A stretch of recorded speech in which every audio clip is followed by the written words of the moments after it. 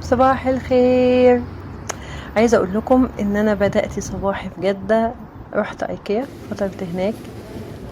يعني لو حد خيرني ما بين ايكيا اللي في مصر وايكيا اللي في السعودية، على فكرة احنا بنسميها هناك في السعودية ايكيا مش ايكيا. طبعا ايكيا اللي في السعودية عشان فيها ذكريات الطفولة والمراهقة، كل حاجة. صراحة أنا عشت هناك 25 سنة، فطبيعي إن يكون ليا ذكريات أقوى هناك. المهم تجولت في المكان، وكنت مستنية صاحبتي تجيلي عشان هنكمل خروج يعني وكده.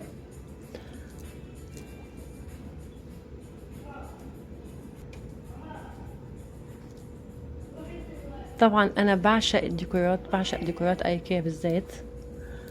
آه، أخدت أفكار كتير جدا وأنا بجهز شقتي من أيكيا. وبعد كده رحت المطعم وطلبت الأكل، كان تحفة. وقبليها قعدت أكتب وأعمل عصف ذهني كده، وجبت شوكولاتة. كانت أجواء تحفة جدا جدا لغاية بقى ما صاحبتي جت. صلينا وبعدين رحنا كافيه حلو قوي. وبس كده، هو ده الجزء الأول من الخروجة. خليكم بقى معايا عشان نشوف الجزء التاني.